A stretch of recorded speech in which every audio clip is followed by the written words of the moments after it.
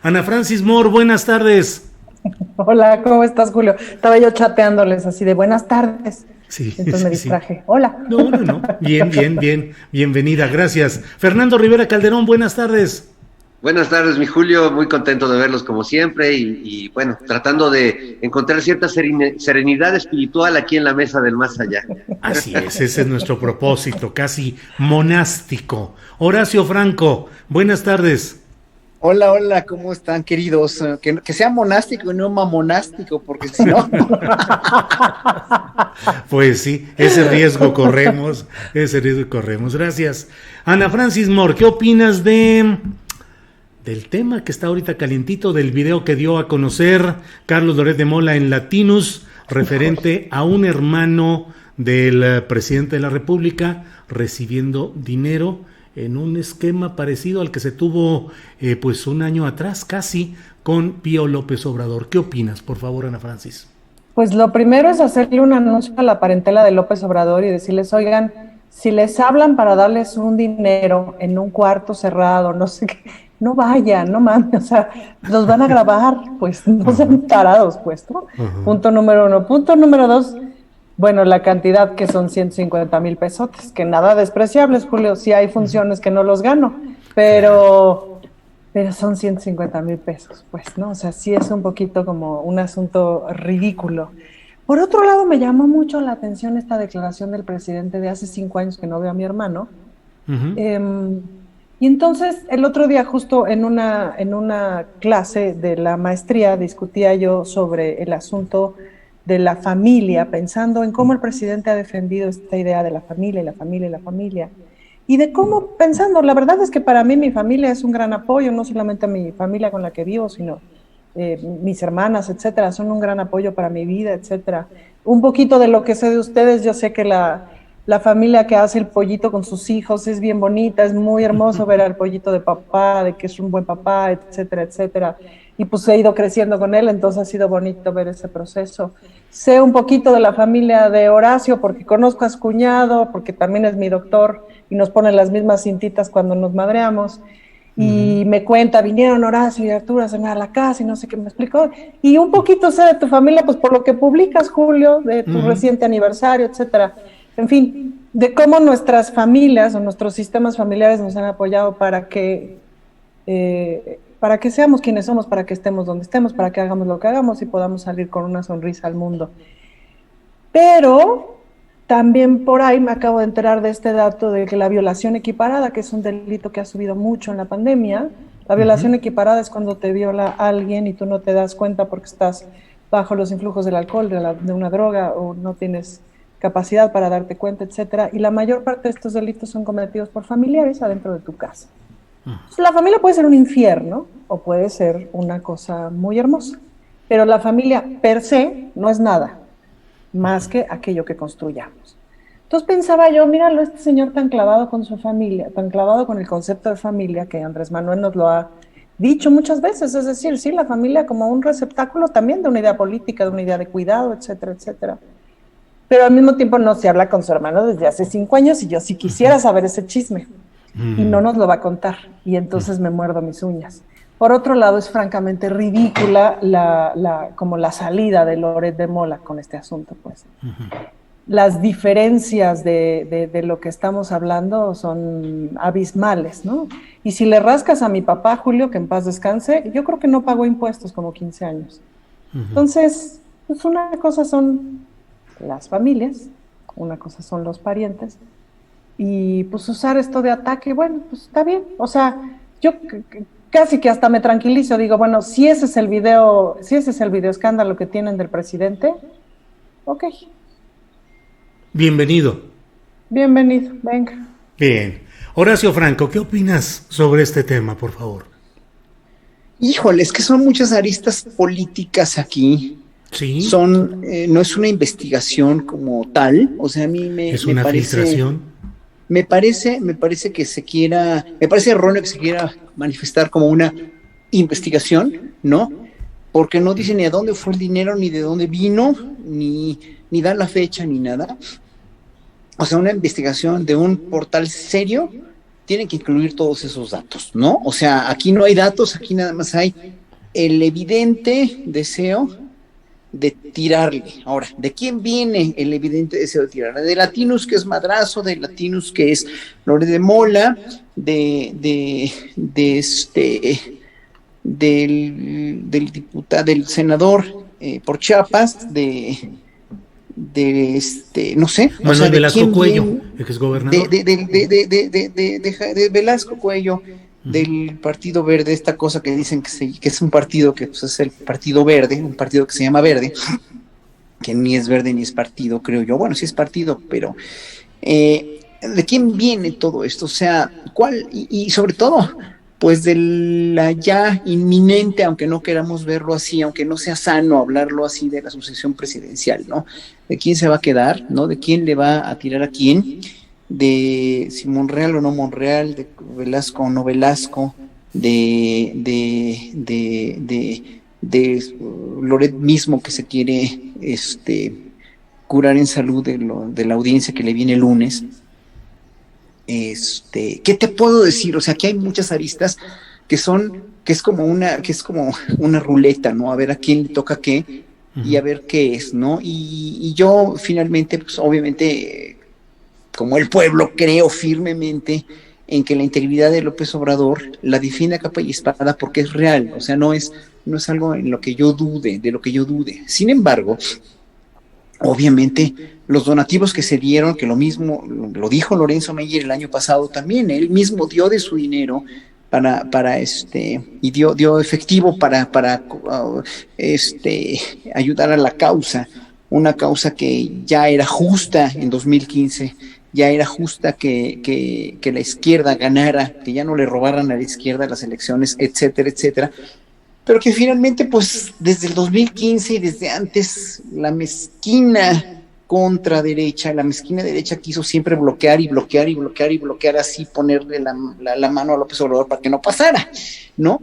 Y hoy por hoy, pues, están sacando todos estos videos, todas estas filtraciones que son filtraciones muy baratas porque no llegan a investigación, no son investigaciones. Y finalmente, pues, lo que debe hacer López Obrador fue lo que hizo hoy, que creo que fue correcto, ¿no? O sea, decir, es que esto está... Incluso yo lo hubiera hecho de otra forma. Yo le hubiera dicho a Loret, bueno, pues si tienen los elementos, pues presenten la denuncia, porque yo mismo estoy en contra de la corrupción, aunque sean mis hermanos, ¿no? O sea, y él lo dijo, ¿no? Pero bueno, yo le hubiera hasta dado las gracias a Loret. ¿Sabes qué? Pues qué bueno que lo das a conocer, ahora investígalo. Pero no creo que haya los elementos suficientes para investigar una cosa que finalmente fue una cosa, pues sí, casual, una cosa de que no debería, o sea, no debería ser así por el dinero en efectivo que implica, pero que finalmente, pues, cuánto no robaron también en las cuestiones electorales los partidos los sexenios pasados, ¿no? Así que aquí que el que tire la primera piedra, el que esté libre de pecado, que tire la primera piedra. Yo creo que es una cuestión que tiene muchas aristas y vericuetos políticos, que es lo que más realmente me causa asco. Bien, gracias, Horacio. Fernando Rivera Calderón, ¿qué opinas sobre este episodio videograbado? Bueno, pues nunca es agradable ver estas cosas, sobre todo yo lo lamento mucho porque también tengo un caso familiar muy cercano de un personaje en mi familia que pues lleva el dinero así cargando al banco y sale del banco con el dinero así y hace cheques todavía, y le digo, oye, ya, maestro, existen las transferencias electrónicas desde hace mucho tiempo, o sea, qué necesidad de estar prestándose a todo esto que hemos visto reiteradamente, de dar obviamente la lana así para que se vea en fajos, es una cosa tan teatral, ¿no?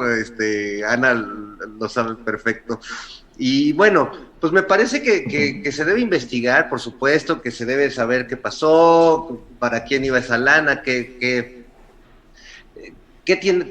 significa eso que vimos en este video, pues descontextualizado y del que no sabemos más eso, que es un abono al escándalo, a tratar de mover la opinión, de generar ruido.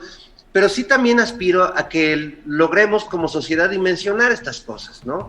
Que son pues como dice el refrán, gastarnos la pólvora en infiernitos. No es un tema importante, es un tema que no está sucediendo ahora, es un tema que tiene que ver con la familia del presidente, que sabemos que no lleva una muy buena relación con sus hermanos, por lo menos, y que ha tenido varios desencuentros a lo largo de la historia que se han documentado, además.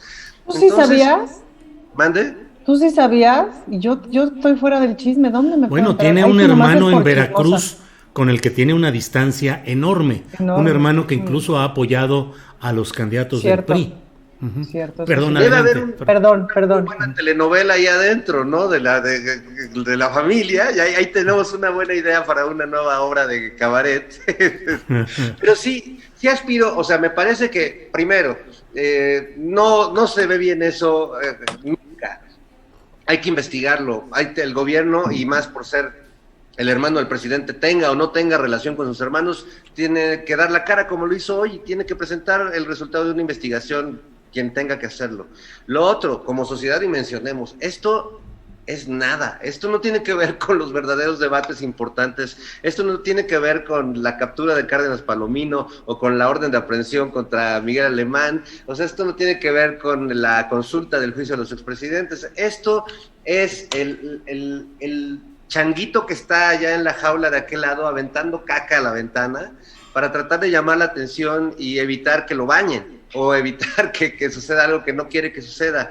Creo que no hay que ir más allá de eso, no hay que darle realmente más la importancia que tiene en la vida política, hay que aclararlo.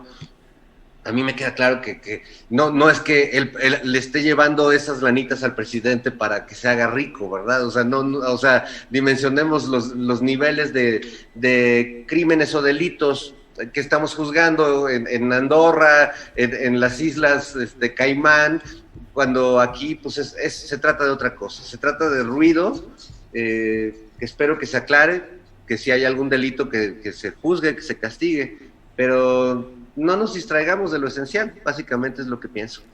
Gracias, Fernando Rivera.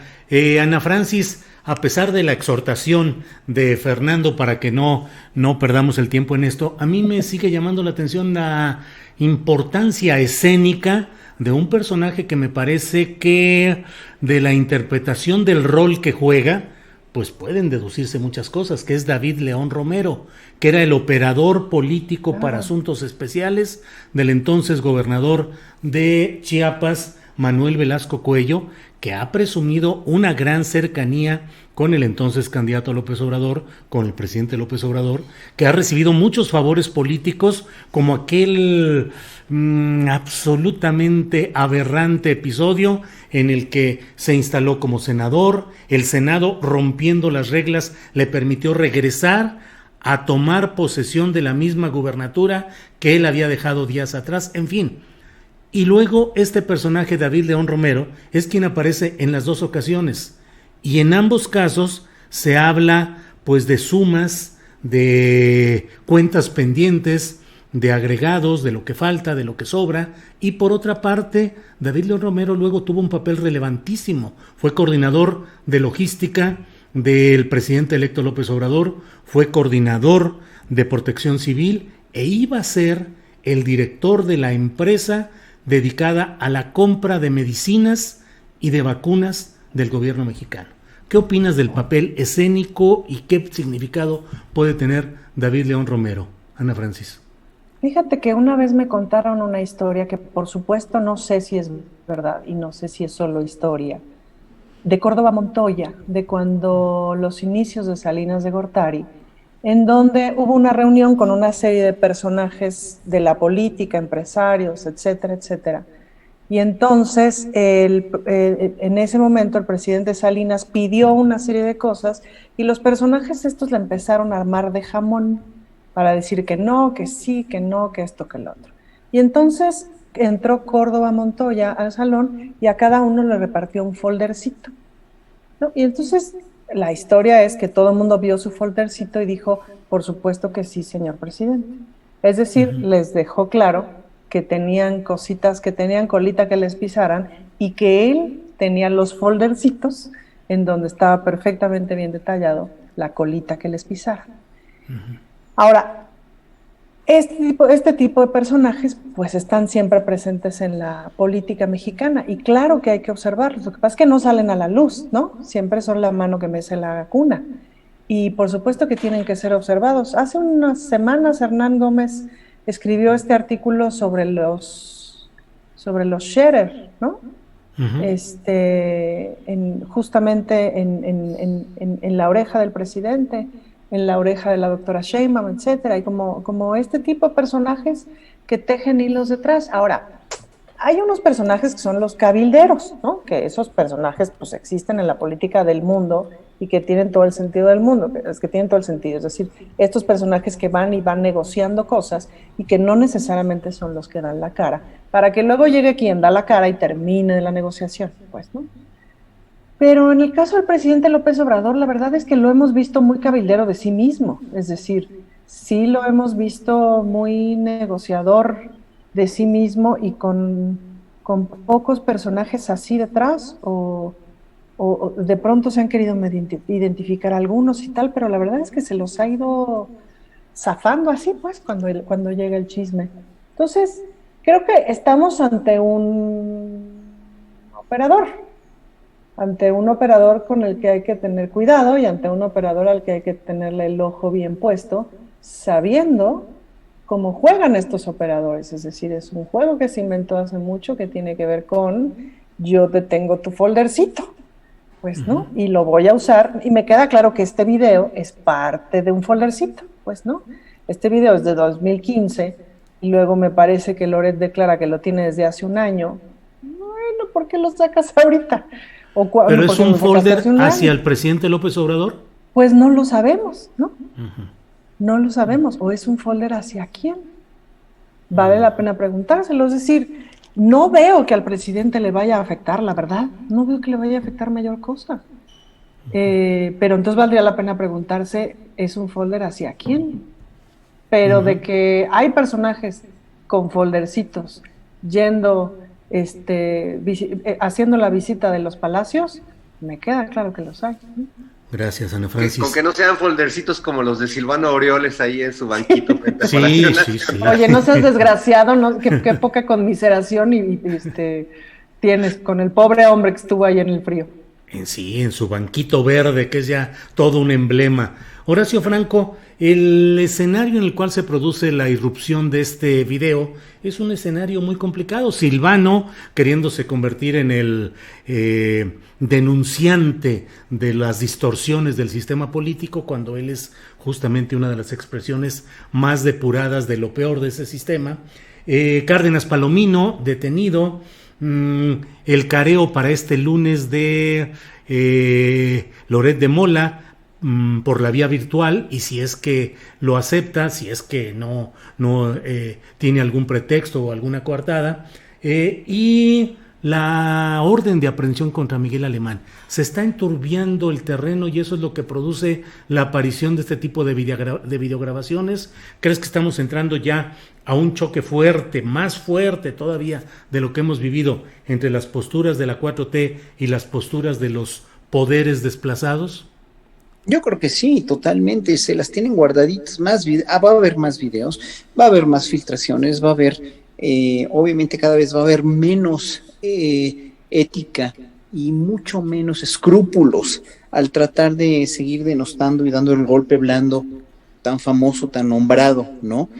Porque mientras obviamente vivimos nosotros en una realidad, ellos viven en otra, ¿no? Digo, basta ver el premio que le dio el rey de España a Krause también, ¿no? De eso se ha hablado muy poco, ¿no? Independientemente de la calidad o no calidad o probidad de Krause, bueno, pasan muchas cosas, ¿no? La expulsión de Daniel Izárraga, por ejemplo, son noticias que finalmente nos abruman y vienen directo al corazón de la gente que estamos politizando o tratando de politizar un criterio nacional en México, ¿no? Y menciono lo de Daniel Izárraga porque finalmente aquí se ve, o sea, tanto que le achacan a López Obrador que hay censura en los medios, ¿no? Por el hecho de que se defienda en las mañaneras, que es su único foro para poder defenderse, porque no tiene esos foros en la televisión abierta, ¿no? para que vean que en El Salvador sí hay censura, y sí hay censura muy, muy seria, ¿no? Para que expulsen a un periodista de esa envergadura, es evidentemente, habla muy mal de un mandatario, ¿no? Pero bueno, hablando del golpe blando, se van a seguir dando, Julio. Yo creo que esto es una cuestión de tiempo nada más. Pensábamos que después de las elecciones y de la conformación de la Cámara de Diputados iba a haber una como meseta para ver qué pasa, pero no, porque finalmente siempre va a haber algo que sacan en contra de López Obrador o noticias falsas, etcétera, etcétera, y la cuestión de tratar de derrocarlo de una manera con un golpe blando, que yo sí creo que sí es una convicción de la derecha, ¿no? Y que pues trata de tergiversar toda la opinión pública, ¿no? La cuestión es que la gente ya no se chupa el dedo, y en ese sentido sí tiene razón el presidente, que aunque yo no estoy de acuerdo al 100% con él de que el pueblo es sabio al 100%, porque si el pueblo fuera sabio al 100%, obviamente tuviéramos otros paradigmas en la cuestión de educación alimentaria, en cuestión de educación a los hijos, en cuestión de comportamiento, de violencia a la mujer, de homofobia, de misoginia, etcétera, etcétera. Pero dentro de la política yo creo que el pueblo mexicano sí está ya consciente de que no podemos volver a lo de antes. No podemos, porque nos hicieron demasiado daño, le hicieron mucho daño al país, y que incluso todas estas cuestiones de los cilindros, estuve muy atento a tu programa de ayer de los cilindros de gas, etcétera, etcétera. Yo creo que finalmente lo que quiere AMLO es cumplir absolutamente sus promesas, y lo dijo, ¿no? En cuestión de los cilindros, sí, pues no he cumplido esa promesa, pues vamos a sacar los cilindros de gas para que la gente tenga una inflación, para que haya en México una inflación menor. La cuestión económica no está yendo mal, pero etcétera, etcétera. Y todas estas cosas que me estás mencionando, que estamos mencionando, contribuyen a enturbiar el ambiente político mexicano, que es lo que quieren finalmente, ¿no? Que todo se enturbie, para que la gente ya empiece a dilucidar por quién de la derecha va a votar, pero mientras la derecha o la oposición, llámese como se llama, esté agrupada como se llame, no tiene un líder que de veras sea un líder que pueda contrarrestar a la figura enorme de López Obrador que construyó durante años, pues no va a pasar nada. Gracias, Horacio. ¿Querías decir algo, Ana Francis? Es que ayer tuve una conversación con una buena amiga que sostenía ferozmente que la campaña de Anaya me da mucho coraje ver cómo Fernando se toma su cervezota, que todos esos videos en realidad eran una campaña para ayudar a Andrés Manuel, porque no era posible que fueran tan idiotas, pues, ¿no? Uh-huh. Y yo le decía, no, de veras no, o sea, de veras Anaya, digo, tan es así que ya los cortó, creo que se echó como 5 viajes y ya no más, porque nos estábamos pitorreando a nivel nacional de su campaña. Pero yo creo que él sí creía, y el PAN de alguna manera creía que eso era una buena idea, pues, ¿no? Y entonces me decía esta buena amiga, pero no puede ser que la oposición no tenga algún liderazgo más o menos, pues, ¿no? Y yo le decía, pues es que justo ese es el problema. El problema es que llevan 20 años en el campo de golf. Y entonces me remito a ese videíto que vimos por las redes de Yahweh, ¿se acuerdan? El de sí, los Edgar. Güeyes, Edgar, Yahweh, que no puede ser que en 2 minutos 40 segundos no pudieran tener una frase más larga del Yahweh, ¿no? Hasta ahí les llegó el castellano. Entonces, y de ahí las 300 interpretaciones que quieras, pero es muy sintomático, pues, ¿no? Entonces, sí de pronto una dice, o sea, sí los foldercitos, pero su foldercito es de a 150,000 pesos con un hermano del presidente que hace 5 años no ve. ¿Me explico? Y claro, me parece, y coincido con lo que dice la gente, con lo que dicen mis compañeros, bueno, si ese señor está cometiendo un delito, pues que vaya al bote, y no creo que al presidente le duela. ¿Me explico? Al contrario. Pero, o sea, vale la pena de pronto mirar que esa oposición pues tiene un lado muy oligofrénico, ¿no? Claro. Y probablemente ni siquiera sepan qué significa la palabra oligofrénico. Así es. Ana Francis, gracias. Fernando Rivera Calderón, uno de los hechos más peculiares, pero que fue opacado ayer por este video de Martín Jesús López Obrador, es el hecho de una orden de aprehensión librada contra Miguel Alemán Magnani, que es, creo yo que es el prototipo de una élite de juniors que muchos de ellos han heredado fortunas provenientes de los negocios, del contubernio, de la corrupción con el poder político, y en este caso la familia Alemán como el ejemplo del salto a la gran corrupción desde la presidencia de la República, desde que la ejerció Miguel Alemán Valdés. Ahí se multiplica el descaro y la decisión de las élites políticas para robarse el dinero de la nación y convertirlo en negocios, igual que los Hank, igual que Carlos Hank, es la misma historia. ¿Cómo ves esta orden de aprehensión y qué ha significado en la vida de México estos grupos político-empresariales, los Hank, los Alemán, pero en cada estado hay ejemplos iguales de las familias de los poderosos que se vuelven empresarios?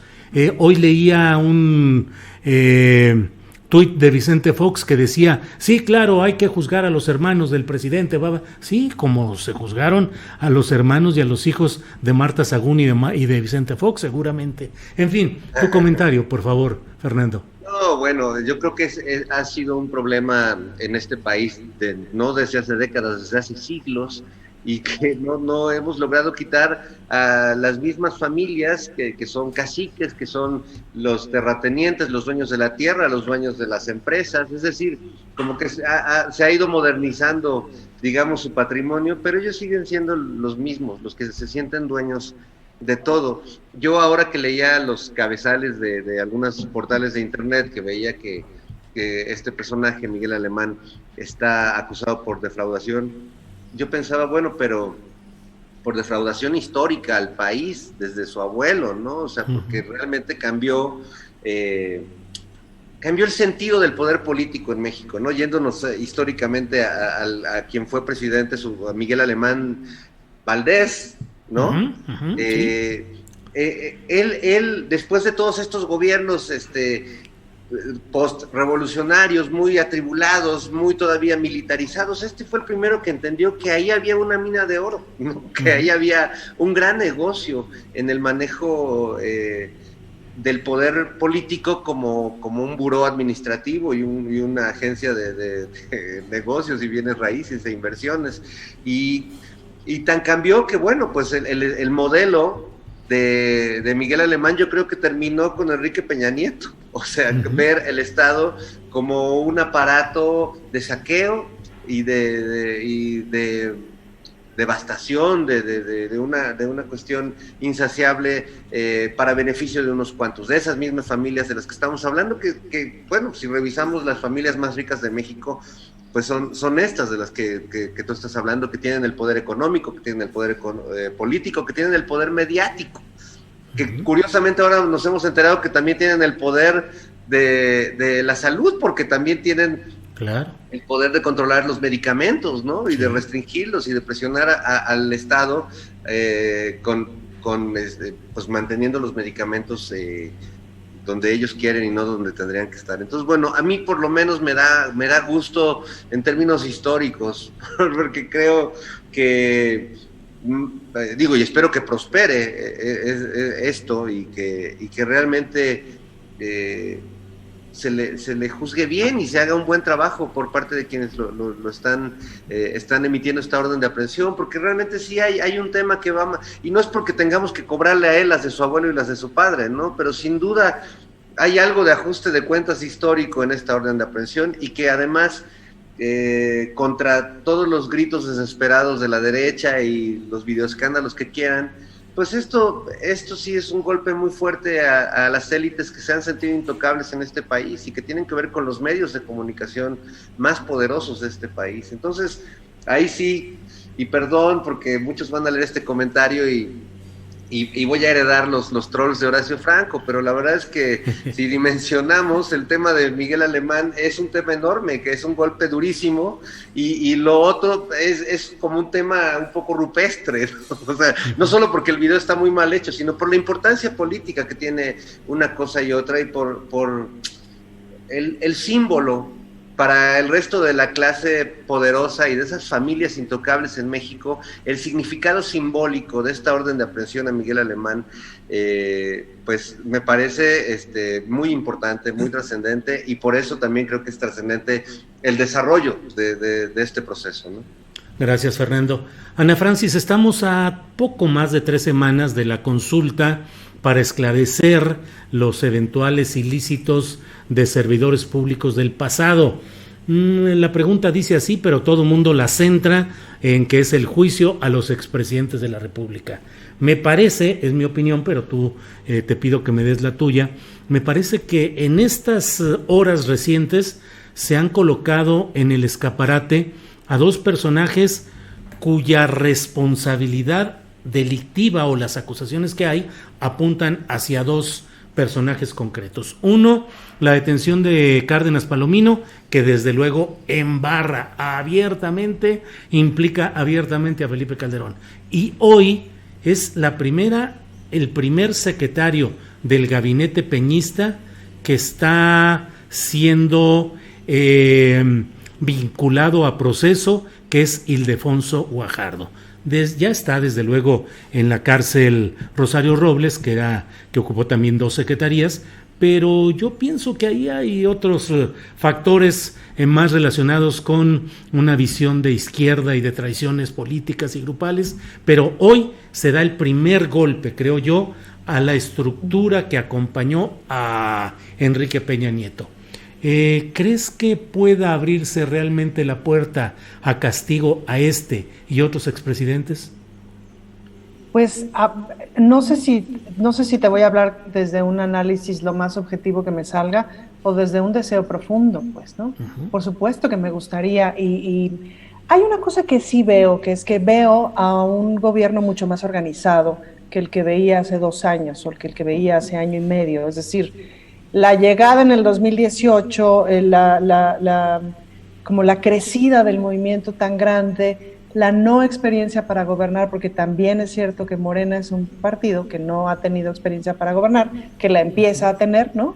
Uh-huh. Y todas esas cosas afectaron un montón y esta sembrada de sensación de desorganización, esta sembrada de incertidumbre, estas ganas de que las cosas salieran bien, de pronto estas cosas tan inentendibles de ciertas políticas, pasamos todo el asunto de los fideicomisos, pero si las guarderías, pero si todas estas cosas que no necesariamente sabíamos cómo leer, pues, ¿no? En este momento veo, sí, sin duda, un gobierno muchísimo más organizado, mucho más con los pelos de la burra en la mano. Y en ese sentido, me parece que se está dando cuenta de que o acciona con los pelos de la burra en la mano o nos va a cargar la chifosca en el 2024, es decir, o de veras corremos peligro de que regrese el régimen, ¿no? Uh-huh. ¿Qué significa actuar con todo el peso del poder, ya que estás en el gobierno? Pues caramba, pues sí esperamos meter a la cárcel a estos impresentables, es decir, cada día nos enteramos tanto de tantos miles de millones de pesos que se llevaron, que además dices, güey, ¿cuándo se los sacaban? O sea, cuando escuchas esas cifras de los cientos, no sé cuántos miles de millones de dólares, ¿no? Que dices, ¿para qué quieres tanto dinero? ¿En qué te los sacabas? Etcétera. Entonces, yo creo que sí esperaríamos, sí deberíamos esperar y deberíamos exigir ver cuando menos a Calderón, a Peña Nieto en la cárcel. Y esto se está poniendo muy shakespeariano, ¿no? Es como cuando está Macbeth en su castillo y las brujas ya le avisaron, cuando un bosque camine, entonces sí preocúpate, chato, porque ahí vienen por ti. Uh-huh. Y entonces ahí viene el bosque caminando, porque cada quien agarra su ramita, cada soldado, y le viene el bosque encima caminando. Yo veo que el bosque está caminando, ¿no? El bosque está caminando. Bien, Ana Francis, gracias. Horacio, ¿qué pensaste? ¿Qué sentiste en su momento cuando supiste de la detención de Luis Cárdenas Palomino? ¿Y cómo ves ese proceso que lleva días? Es decir, el proceso político, social, ¿cómo lo ves a este momento? Pero, ¿qué sentiste? ¿Qué pensaste cuando supiste de la detención de Cárdenas Palomino? No, pues lo único que yo pensé es que ya era hora, vaya. O sea, se tardaron mucho después de la detención de García Luna, después de todo esto. Pues se han tardado mucho en dar resultados, ¿no? O sea, yo sigo decepcionado en verdad francamente decepcionado de la lentitud de la Fiscalía. Sigo insistiendo en que deberían dialogar más la Unidad de Inteligencia Financiera de Santiago Nieto con la Fiscalía y que debe haber un trabajo más sincronizado y de mucho más acción fehaciente en la detención de este tipo de personas, ¿no? Y bueno, lo de la consulta de los expresidentes, pues también nos hemos tardado años, ¿no? En Guatemala, en Perú han han puesto en la cárcel a muchos expresidentes, ya no se diga en otros países de Europa, ¿no? Que los han cachado en corrupción y no de este tipo, no de esta magnitud tan grande como las que tuvimos en los sexenios pasados, ¿no? O sea, en México nos hemos tardado mucho por esa realmente esa disfuncionalidad enorme del sistema judicial, esa corrupción enorme del sistema judicial en la cual los ciudadanos desconfiamos casi plenamente, y lo dijo López Obrador en una mañanera también, de cómo está la desconfianza en el sistema judicial, casi igual que en la policía, ¿no? Y bueno, pues no sé, yo nada más para ser breve, no sé, me alegré mucho y dije, bueno, por algo se empieza, ¿no? Pero ya llevamos 3 años de empezado, o sea, por algo se empieza, ya son 3 años en los que debía haber puesto el fiscal Gertz Manero a mucha más gente en la cárcel, he hecho procesos mucho más diligentes, nada más digo eso. Gracias, Horacio. Fernando Rivera, con lo que nos dice Horacio, me pregunto, ¿cómo va entonces la 4T? ¿Cómo la sientes a estas alturas? ¿Va bien, va mal, se regresa, qué hay que corregir? ¿Y cuál es el riesgo de lo que también nos plantea Ana Francis, de que una acumulación de errores, de insuficiencias, pueda pavimentar el camino al regreso del régimen que se pretende sepultar y superar? Bueno, yo no me pondría triunfalista, no diría que va bien, creo que y no sé si diría la 4T, Julio, porque siento que más bien, pues lo que esto que llamamos la 4T corresponde a la idea del país en donde a mí me gustaría vivir también, como para mí es el proyecto que hace viable un país con menos desequilibrios económicos, con menos desigualdad, con menos clasismo, racismo, muchas cosas que son ideales realmente, que no que tienen que ver con un sueño de país. Yo creo que el presidente, su equipo cercano, muchas personas que creemos en su proyecto de país y que empujamos desde diversas trincheras esto, pues estamos atravesando una tempestad. O sea, yo veo que hay una tempestad, que hay una gran turbulencia. Si fuéramos en un avión, pues es el momento en el que empiezan a caerse algunas maletas, ¿no? Y no faltan los agoreros de la catástrofe, porque bueno, finalmente el país estaba en una situación que no podía ser peor. O sea, ¿no? Que la noticia de cada día era una nueva narcofosa encontrada, un nuevo comando, sea del narco o del mismo ejército ejecutando estudiantes por error, daños colaterales, o sea, todos colegas, incluso amigos, caricaturistas que hablan de esta militarización en la era de la 4T, me parece que es hasta ridículo escucharlos cuando vivimos en carne propia todos la militarización en tiempos de Felipe Calderón, cuando a mí me tocó yendo a Acapulco un retén donde los militares encañonaron a mis hijos chiquitos, o sea, de 6 años, o sea, cuando eso vivíamos todos los días y cualquiera era sujeto a ser detenido no solo por los narcos o por los delincuentes, sino por la policía y las tropas del ejército. Que no se ha acabado, pues es que está tremendo salir de todo eso. Yo creo que hay una gran turbulencia, creo que hay muchos agoreros del desencanto, de decir, ya ven, no pudieron, regrésenos el país para seguirlo destruyendo a gusto. No, regrésenos el país para seguir robando a gusto. Al fin que esto no tiene salida. Este tipo quedó claro que era un loco, que era un iluso, que era un mesías, que quería salvar a todos. Pues no, yo creo que sí hay una oportunidad no de salvar al país ni de redimirlo en términos religiosos, no, de encontrar una mejor manera de convivir todos los Méxicos que somos menos desigual, menos ingrata y cruel hacia las clases más pobres, ¿no? Entonces, en ese sentido, pues yo creo que ha habido avances increíbles que no se quieren ver, que no se quieren, de los que no se quiere hablar en la televisión, de los que no se quiere hablar en la radio, que ha habido avances en la cultura, que la misma comunidad cultural, colegas muy queridos, no quieren ver y siguen insistiendo en que la cultura está valiendo madre cuando hay comunidades donde no llegaba nada y ahora hay orquestas y hay artistas y hay teatro y hay, es decir, también creo que estamos viviendo como parte de esa tormenta y de esa tempestad, pues una gran manipulación de la información que sí nos puede llevar a perder el país, a perder este proyecto, pues sí de idealistas, sí de soñadores, sí de personas que creo que queremos un mejor futuro para todos, no nomás para mí y los míos, ¿no? Uh-huh. Para todos, para todes. Entonces, para bueno, todos. Pues eso es lo que tengo. Ya sé que soy un optimista, pero prefiero ser un optimista a ser un culero. Bien, Fernando, gracias. Horacio Franco, abrazos, no balazos. ¿Cómo ves la situación del país? Hay escenas constantes en las cuales se ve, pues no solo la barbarie de acciones de grupos criminales, sino además también pues la provocación o el ataque a fuerzas militares en lugares como Aguililla. ¿Cómo has visto? ¿Qué se puede hacer? ¿Qué opinas de lo que está pasando en este terreno de la violencia en muchas partes del país y el papel de las Fuerzas Armadas en estos casos?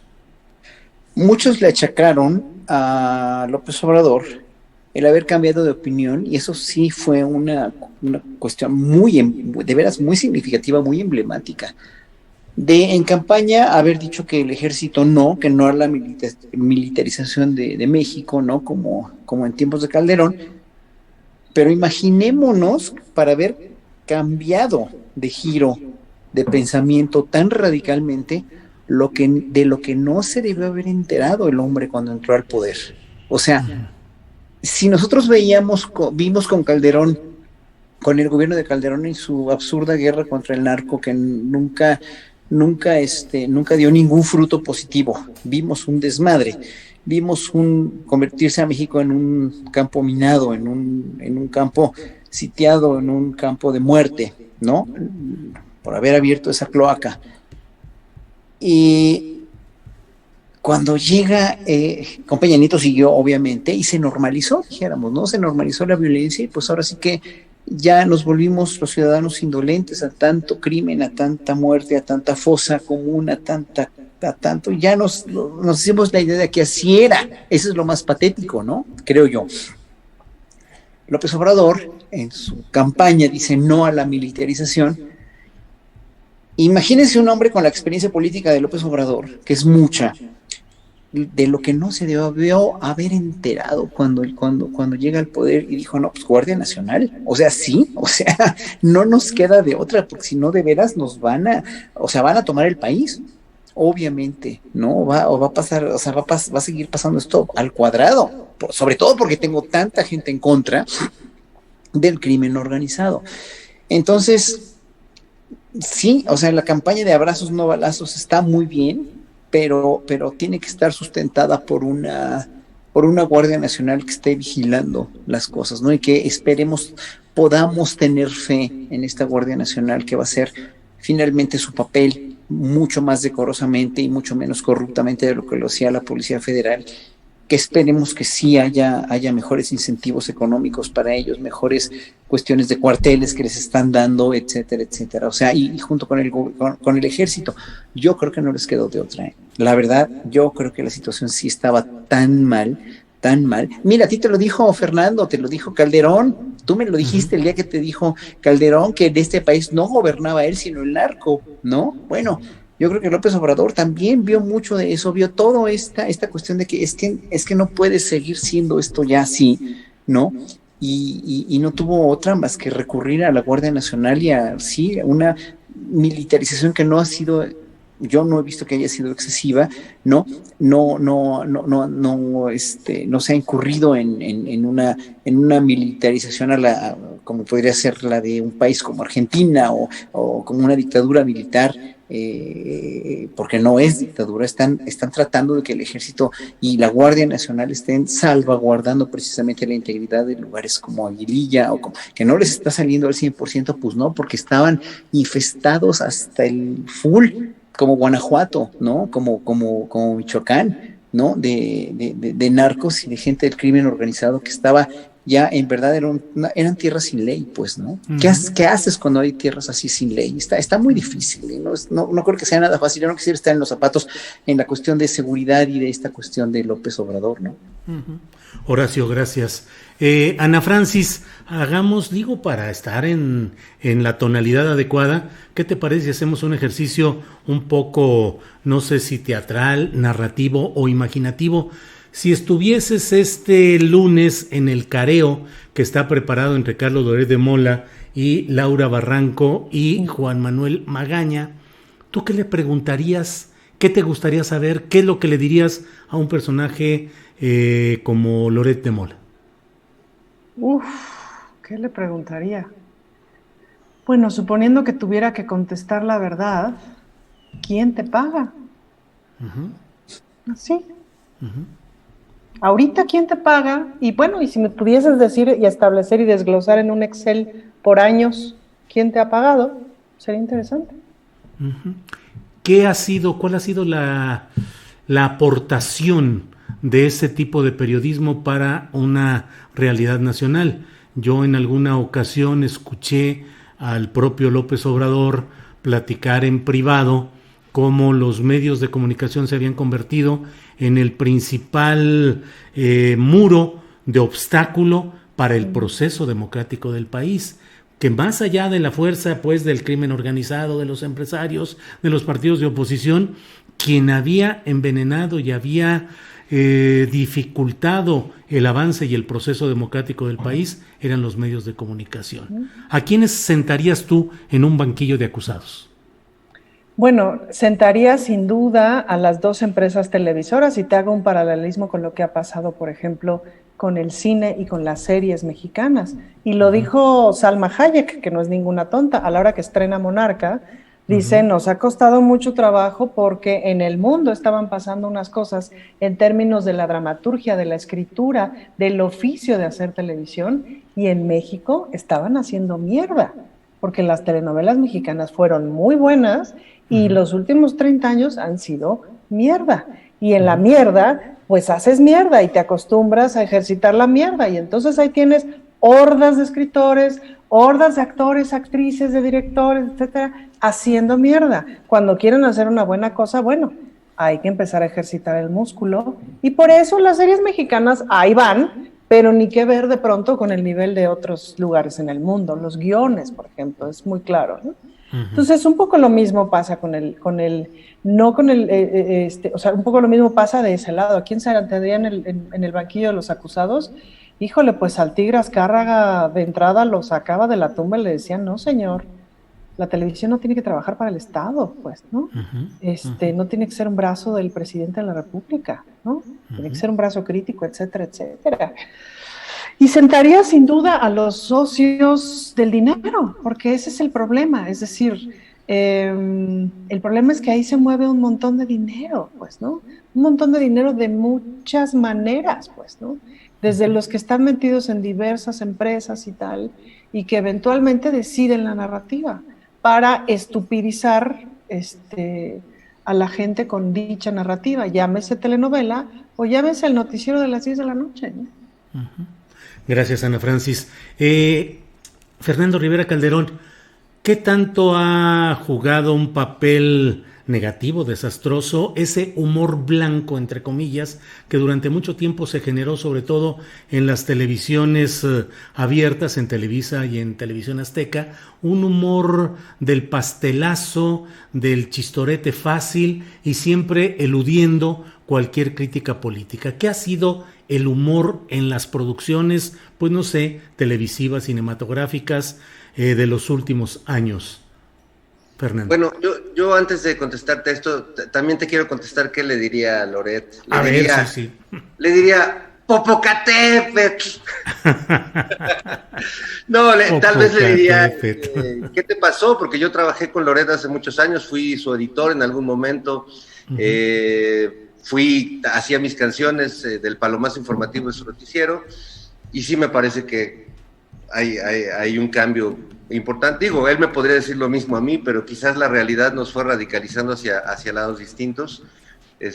Sí me parece sorprendente su transformación. Pero bueno, yendo a la pregunta que me hiciste, pues creo que ha hecho mucho daño, porque no solo ha reforzado un tipo de humor que es muy gandalla, que es el humor bully, de quienes eran los dueños de las televisoras, que siempre ha sido un humor de arriba hacia abajo, no es decir, del patrón hacia el empleado, hacia la trabajadora doméstica, del heterosexual hacia el gay, del hombre hacia la mujer, y es un humor que se le dio toda la difusión, no había esa corrección política que tanto les molesta a muchos, pero bueno, los niños estaban expuestos a escuchar a Polo Polo, ¿no? Y a Jorge Falcón decir que lo más horrible que podían ver era su mamá despertándose, etcétera.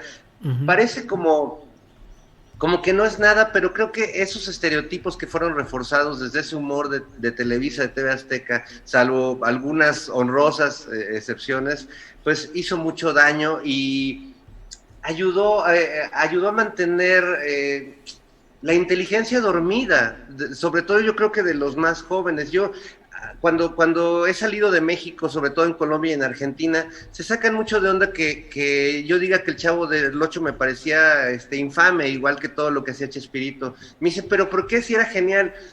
Les digo, es que para nosotros era como una cárcel. No podíamos, era lo único que se podía ver en México. Ustedes tenían a otras cosas, ¿no? Podían acceder a otras narrativas.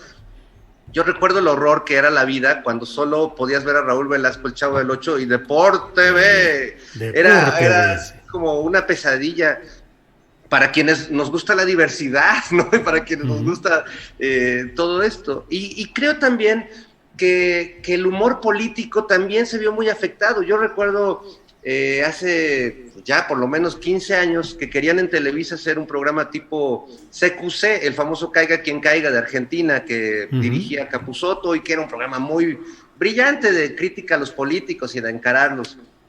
Y me llaman a mí un productor de Televisa para, evidentemente a mí siempre me contrataban como guionista, porque con este rostro pues no temían que no fuera a llegar el rey. Entonces siempre decían, queremos un guionista. Me decían, ¿a quién sugieres de conductor? Y les decía, pues a mí. Me dicen, no, tenemos a Facundo, a Broso, tenemos a Dal Ramones, tenemos a Eduardo Videgaray. Les digo, amigos, pues ¿cómo les explico? No, o sea, ¿cómo? No, y siguen en eso, siguen pensando que, o sea, tienen ese elenco, esa es la amplitud de su visión, y siguen haciendo eso en sus medios con todos los millones que tienen. Me parece sorprendente que en estos últimos 3 años las cosas más propositivas de la televisión y de los medios mexicanos han salido de la tele y de la radio públicas, y no debería decirlo yo, pero lo es, y no nomás lo pienso yo, y ha sido reconocido en muchos lados el papel de la tele pública, que me parece mucho más libre y mucho más dispuesta a encarar los problemas reales que tenemos en la sociedad, que la tele privada, que sigue en concursitos inocuos y en hexatlones y maratones y pruebas de resistencia y de cocina que la verdad pues no nutren. Gracias, Fernando. Horacio Franco, escucho lo que hemos platicado en esta ronda de preguntas y te planteo la modificación, la transformación que se ha buscado en estos 3 años en lo político, en lo económico, ha tenido buenos resultados en lo cultural, es decir, el intento de revolución de conciencias y de revolución del sistema político que se ha planteado en estos 3 años, ¿ha tenido alguna forma, algún proyecto de una política de revolución cultural que realmente exprese un cambio en los paradigmas es decir, ¿realmente se está buscando una nueva cultura mexicana o se está un poquito pateando el bote? Horacio. No se está pateando el bote para nada. No, yo creo que la gente ya se dio cuenta, y desde que Peña Nieto ganó la presidencia por una publicidad por ser un muñequito de publicidad, por ser una estrella más del canal de las estrellas, finalmente, por eso ganó, ¿no? Se dieron cuenta de que por ahí no iba la cosa, ¿no? Gracias a pues todas las revelaciones de Carmen Aristegui, de la Casa Blanca, etcétera, etcétera, pues el pueblo se fue dando cuenta de que pues por ahí no iba la cosa, ¿no? Y que finalmente pues sí fue una elección robada por toda esa mercadotecnia mezquina, ¿no? Y dándonos cuenta de lo que ha manipulado la televisión comercial los últimos 40 o 50 años, de cómo ha chatarrizado la cultura, cómo ha chatarrizado la comida, cómo ha chatarrizado pues toda el arte, y ha chatarrizado pues todo lo que pudo chatarrizar, ¿no? Incluso no sé si se acuerden que pues, bueno, Televisa tenía un espacio como de discusión, un foro de discusión, que se transmitía en Canal 9, que era el canal cultural de Televisa que dirigía Miguel Sabido. No sé si te acuerdas tú, Julio, que yo estuve incluso en uno de estos eventos, se llamaba Espacio Televisa, y ahí me vetó Azcárraga, porque le dije, me atreví a decirle que estos espacios los dirigía Gastón Melo, que era un actor, ¿no? Si te acuerdas de Gastón, un muy inteligente actor. Sí. Y pues ahí estábamos con chavos dialogando, etcétera, haciendo discusiones de temas de actualidad, de ciencias, de artes, de filosofía, etcétera, etcétera, que organizaba Televisa. Y pues una vez se me ocurrió decirle a Azcárraga que por qué no cambiaban un poco los contenidos, ¿no? Porque obviamente los contenidos, si algo había que yo consideraba que había hecho daño a la colectividad, a la mentalidad, a la educación, a la cultura mexicana, era precisamente pues toda esta chatarrización, y aparte la cuestión del enaltecimiento de todos los estereotipos de belleza y de modo de vida de que no eran los mexicanos originalmente, ¿no? O sea, toda esta cuestión del culto a la belleza europea, a la belleza caucásica, ¿no? Que finalmente nunca enaltecieron a la belleza mexicana, y que fomentó mucho el racismo y el clasismo. Pues se me quedó viendo así como diciendo, vi este pendejo que hay, y obviamente pues de ahí en adelante me vetaron de Televisa Forever, ¿no? Entonces, bueno, finalmente eso a mí no me importa, ¿no? Pero el daño que le hicieron estas cadenas comerciales a la cultura mexicana, a la mexicanidad, obviamente eso lo contrarrestas cuando vas a Oaxaca y ves el orgullo oaxaqueño maravilloso, ¿no? Que como Cuadri dijo, pues sería bueno deshacernos de Oaxaca, Guerrero y Chiapas, ¿verdad? Esta aberración que dijo Cuadri, que en verdad nunca se la va a perdonar, nunca se le debemos perdonar a nadie, ¿no? Aunque esté de diputado, pero este daño que le hicieron a México durante tantos años, esta chatarrización de la comida, como les digo, o sea, si tenemos tanto obeso es por eso también, ¿no? Si tenemos tanto enfermo es por eso, ¿no? Bueno, esta chatarrización le causó mucho daño a México. Se dieron cuenta, nos empezaron a dar cuenta, el pueblo, desde Peña Nieto y esta ganada de las elecciones así, de esa manera, como producto de la televisión. Y después ya con el presidente López Obrador, ya en este sexenio, pues se han dado cuenta de que ya no hay vuelta atrás, ¿no? Ya la gente se da muy bien cuenta, y sobre todo los universitarios conscientes, la gente consciente que es de clase trabajadora, pues se ha dedicado mucho también a avisarle a la gente que no, que se nutra mejor, que no vea la televisión comercial, que no se deje guiar y que no se deje engañar, y por eso yo creo que el pueblo está mucho más informado y politizado. Entonces, ergo, está mejor culturizado. Yo creo que la culturización del pueblo mexicano va a venir a partir de todos esos aciertos de la Secretaría de Cultura que bien mencionó Fernando, y que poco a poco vamos a ir formando una nueva identidad, que no se puede arreglar en 3 años lo que se deshizo y se destruyó en 35, pues no más. Bien, Horacio Franco. Son las 3 de la tarde con 2 minutos, Ana Francis. No, Julio, no. Seguimos con una segunda. ¿Le ponemos segundo piso aquí a la plática o qué hacemos? Así es que nos queda un espacio para el postre de esta mesa metafísica. Así es que lo que tú desees plantear, lo que cada quien desee plantear, de los temas que les parezcan interesantes de estos días o estas horas. Ana Francis, comienza, por favor. Un postrecito cultural, por ejemplo, porque el sábado fui a la inauguración de la cuarta sección de Chapultepec, que empiezan a soltarnos pedacitos que podemos visitar, y que es una parte padrísima que yo no conocía nada, y junto al pueblito de Santa Fe, y que en un futuro habrá una cineteca, cosa que me hace muy feliz porque yo extraño la Cineteca del Sur desde que me mudé del sur. Pero Hay una cosa que pasa ahí que es muy interesante, que es que a la hora de ocupar ese espacio que es del ejército, también evitaron una privatización porque el ejército se lo iba a vender a un corporativo de estos que construyen zonas residenciales muy acá, ¿no? Y eso es una buena cosa. Entonces, claro, lo ocupas con un parque público y aquello pues ya no se va a privatizar de esa manera. Y un poco pasa lo mismo con Los Pinos, es decir, creo que ya sería muy difícil pasara lo que pasara en sexenios subsecuentes, que Los Pinos volviera a ser la casa de algún presidente, ya que es un centro cultural y que es un parque público, y etcétera. Y eso me parece una cosa muy interesante. Un poquito terminando de responderlo o complementando lo que decías de la cultura, pues, ¿no? A mí lo de Los Pinos me pareció justamente una genialidad. Y luego cuando entré y vi a un chavo muy moreno con 8 piercings, 7 tatuajes, los pelos morados, así, un chavo como de 18 años, y además era hablando muy amanerado y no sé qué, y él estaba dando el tour, ¿no? Y aquí tenemos la Casa Miguel Alemán, y aquí tenemos la casa, y decía, este muchacho jamás podría haber entrado a este lugar, pues no, mucho menos trabajar aquí. Y además me tocó ensayar en la cancha de tenis. Yo dije, no mamen, ¿para qué quieren una cancha de tenis en una casa presidencial? Paguen el Club Mundet, que lo tienen aquí a 8 cuadras. Carajo, si quieren jugar tenis, páguenlo. ¿Me explico? Y ya, ni te digo de las demás cosas, pero, en fin, nada. Ese tipo de cosas que me parece que es muy... que no debemos de perder de vista, pues, ¿no?